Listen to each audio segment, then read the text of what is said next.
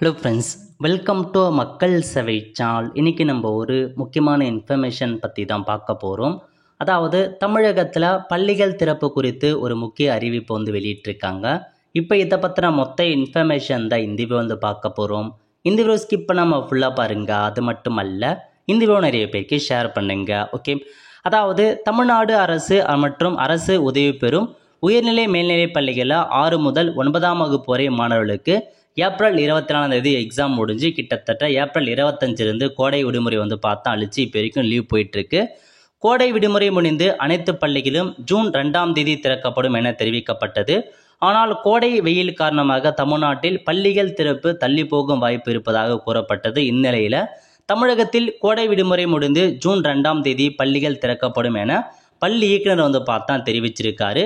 So இது தொடர்பாக சுற்றறிக்கையை பார்த்தா வெளியிட்டிருந்தாங்க.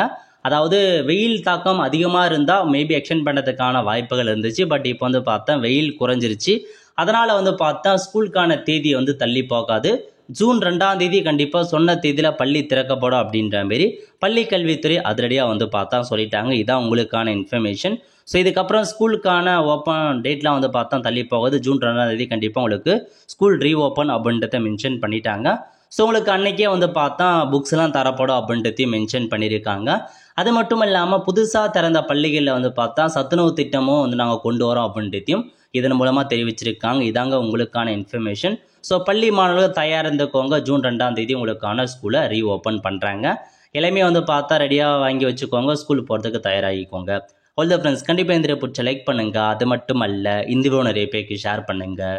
அடுத்து ஒரு நிலையில் சந்திப்போம். நன்றி, வணக்கம்.